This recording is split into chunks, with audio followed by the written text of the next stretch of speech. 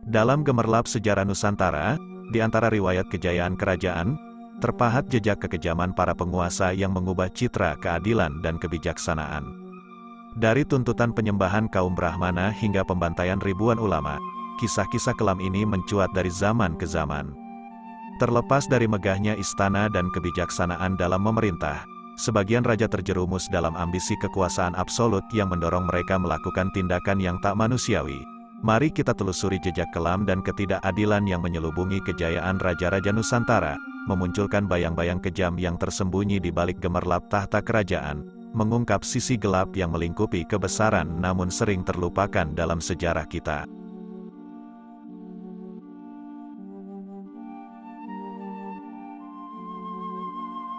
Darah kembali mengalir di tahta Mataram pada masa pemerintahan Amangkurat I, tahun 1646 sampai tahun 1676. Amangkurat I memutuskan untuk memindahkan pusat pemerintahan Mataram ke Pleret dari Karta, dan dalam rentang pemerintahannya, dia terlibat dalam konflik suksesi yang berdarah, termasuk dengan saudaranya sendiri, Pangeran Alit. Pangeran Alit akhirnya tewas dibunuh oleh Amangkurat I, membuka jalan menuju tahtanya. Namun, tindakan kejam yang paling mencolok adalah pembantaian kaum ulama yang dianggap terlibat konspirasi dengan mendiang saudaranya. Pada tahun 1647, Amangkurat I menyusun daftar ulama beserta keluarga mereka, dan mereka dibantai di alun-alun Pleret. Denis Lombard dalam Nusa Jawa, Silang Budaya Jilid 2, menyebutkan bahwa dalam waktu setengah jam, tidak kurang dari 5 hingga 6.000 orang tewas dalam pembantaian tersebut. Van Goens, utusan VOC untuk Mataram, bahkan melihat sendiri mayat-mayat yang berserakan di jalanan. Masa pemerintahan Amangkurat I penuh dengan kekacauan, dan pada tahun 1677, pasukan Trunojoyo dari Madura memberontak dan menduduki Pleret. Pemberontakan ini memberikan celah bagi VOC untuk terlibat dalam politik Istana Mataram. Meskipun VOC berhasil menumpas pemberontakan, kedaulatan Mataram terus terkikis seiring berjalannya waktu.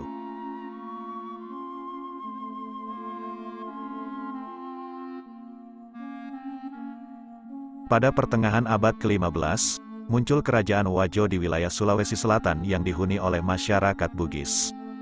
3 kelompok utama di Wajo, yakni Batempola, Talotenreng, dan Tua, secara bersama-sama mengadakan pertemuan untuk menentukan pemimpin mereka, yang kemudian diberi gelar Batara Wajo. Meskipun Batara Wajo I, Laten Ribali, dan Batara Wajo II, La Mata Eso, memerintah dengan bijak, namun tidak demikian dengan Batara Wajo III, La Patedungi, tahun 1466 sampai tahun 1469, La Patedungi dikenal sebagai penguasa yang kejam, gemar melakukan tindakan biadab. Ia sering berkeliling kerajaan dan secara sewenang-wenang menculik istri dan anak perempuan dari rakyatnya untuk melakukan perbuatan keji. Edi Sediawati dalam karyanya, Sejarah Indonesia, penilaian kembali karya utama sejarawan asing, menggambarkan La Patedungi Tusamalangik sebagai seorang raja yang kejam, senang memperkosa istri dan anak perempuan rakyatnya, serta tidak mendengarkan nasihat. Akibat perilakunya yang merusak citra kerajaan, La Patedungi akhirnya dipecat, diusir dari Wajo, dan pada akhirnya dibunuh.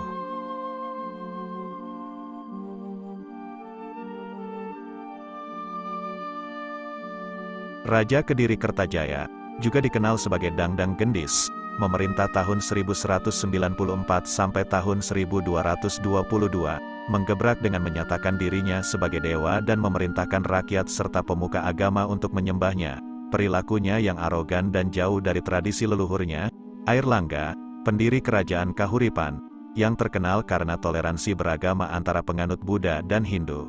Dalam reaksi terhadap kekejaman Kertajaya, sejumlah besar kaum Brahmana memutuskan untuk melarikan diri.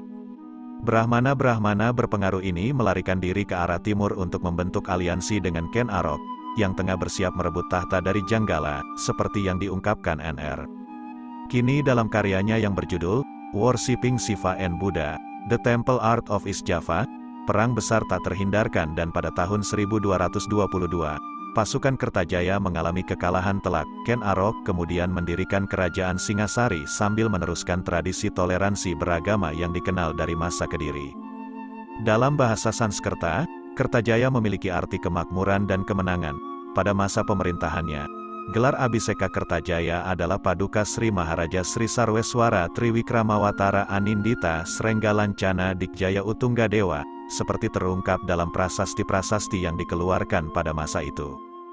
Nama Kertajaya tersusun dalam prasasti-prasasti sepanjang masa pemerintahannya dan turut disebutkan dalam Kitab Nagara Kertagama, sebuah karya sastra dari masa Majapahit yang digubah oleh pujangga bernama Empu Prapanca. Kitab ini dihasilkan ratusan tahun setelah periode Kadiri. Raja Kertajaya memperoleh validasi sejarahnya melalui prasasti-prasasti yang ditemukan, antara lain, Prasasti Sapu Angin, 1190, Prasasti Galunggung, 1194, Prasasti Kamulan, 1194.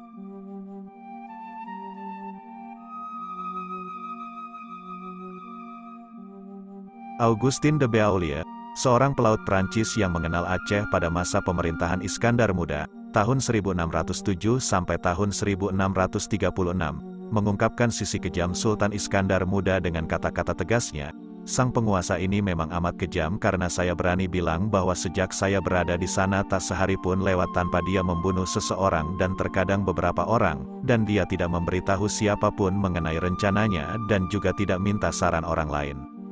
Ungkapan ini tertulis dalam karya Bernard Dorlins, orang Indonesia dan orang Prancis, dari abad 16 sampai dengan abad 20. Sultan Iskandar Muda memberlakukan hukuman yang sangat keras terhadap para penjahat di Aceh, dengan tujuan untuk menegakkan wibawa dan kuasa raja yang sebelumnya sering dikuasai oleh kaum Ule Balang, bangsawan. Metode hukuman yang diterapkan termasuk pemotongan anggota tubuh seperti telinga, bibir, hidung, kaki, dan tangan.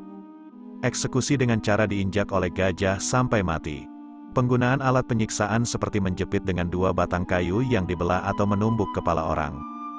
Beberapa dokumen dari sumber-sumber asing, seperti yang disebutkan di Kerajaan Aceh, zaman Sultan Iskandar Muda, tahun 1607 sampai tahun 1636, karya Denis Lombard, bahkan mencatat kejadian ketika Sultan Iskandar Muda membunuh seorang bayi dengan cara menghantamnya ke dinding karena bayi itu tak berhenti menangis. Sultan ini juga diketahui senang mandi dalam darah para terhukum mati, diyakini sebagai cara untuk melindungi diri dari penyakit.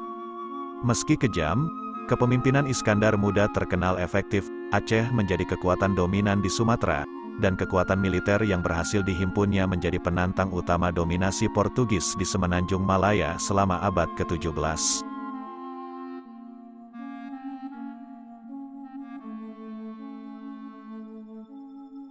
Pada tahun 1289, sebuah rombongan utusan dari Tiongkok, yang diutus oleh Kubilai Han, melangkah ke Tanah Jawa untuk bertemu dengan Raja Singasari, Kertanegara, memerintah tahun 1268 sampai tahun 1292. Mereka datang dengan maksud meminta upeti sebagai tanda pengakuan tunduk. Meng Hi, salah satu utusan tersebut, memaparkan maksud kedatangannya kepada Raja. Dalam responsnya terhadap tuntutan Kubilai Han, Kertanegara memberikan jawaban yang dramatis dengan memotong telinga dan hidung Meng Hi, serta mengusir seluruh rombongan tersebut pulang dengan tegas. Tidak menerima perlakuan tersebut, Kubilai Han memberikan sanksi berat pada tahun 1292 dengan mengirim ekspedisi besar ke Jawa. Ekspedisi ini melibatkan 1.000 kapal dan 20.000 prajurit yang bertujuan untuk menghukum Singasari atas tindakan Kertanegara. Namun, sebelum tindakan militer tersebut terjadi, Kertanegara sudah tewas dibunuh oleh salah satu bawahannya yang berasal dari Kediri, yaitu Jaya Katwang. Kertanegara, sang putra Wisnuwardana, memerintah sebagai Raja Singhasari pada periode tahun 1248 sampai tahun 1268. Ibunya, yang bernama Waning Hyun dengan gelar Jayawardani, adalah putri Batara Parameswara, yang merupakan anak sulung dari Ken Arok, pendiri Singhasari, dan Ken Dedes. Sri Bajradewi, seorang wanita bijaksana, adalah istri dari Kertanegara. Dari pernikahan mereka, lahir beberapa putri yang menarik perhatian. Salah satunya dinikahkan dengan Raden Wijaya, putra Dyah Lembutal, serta Arda Raja, putra Jaya Katwang. 4 putri Kertanegara yang dinikahi Raden Wijaya, seperti yang tercatat dalam Nagara Kertagama, adalah Tribuaneswari, Narendraduhita, Jayendra Dewi, dan Gayatri. Sebelum meraih tahta Singhasari, Kertanegara diangkat sebagai Yuwa Raja di Kadiri pada tahun 1254. Sebagaimana yang terungkap dalam Prasasti Mula Malurung dan Prasasti Pakiswetan, gelar Abhiseka yang melekat padanya adalah Sri Maharaja Sri Lokawijaya Purusotama Wira Asta Basudewadipa Aniwar Riwiryanindita Parakrama Murdaya Namo Tunggadewa.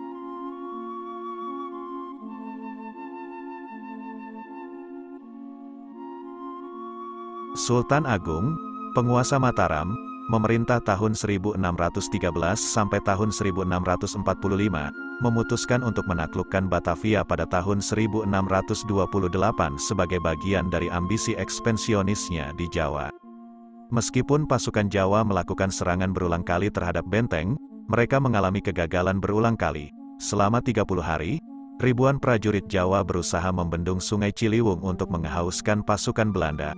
Tetapi usaha ini juga berakhir dengan kegagalan. Dalam pertempuran besar di dekat benteng, pasukan Belanda berhasil mengatasi pasukan Mataram. Meskipun akhirnya pasukan Mataram mundur, Sultan Agung memutuskan untuk memberikan hukuman keras kepada panglima penyerangan yang gagal, Tumenggung Bahureksa dan Pangeran Mandurareja, beserta pasukan mereka. Sultan Agung mengirim Algojo untuk memenggal kepala kedua pemimpin ini.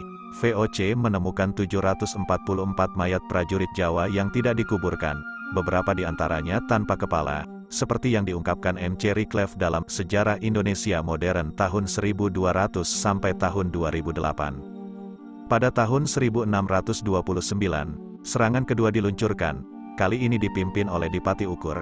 Namun, pasukan Mataram sekali lagi mengalami kegagalan dan dipukul mundur. Dipati Ukur, belajar dari kegagalan para panglima sebelumnya, akhirnya memilih untuk memberontak, menyadari bahwa hukuman penggal dari Sultan Agung sedang menantinya.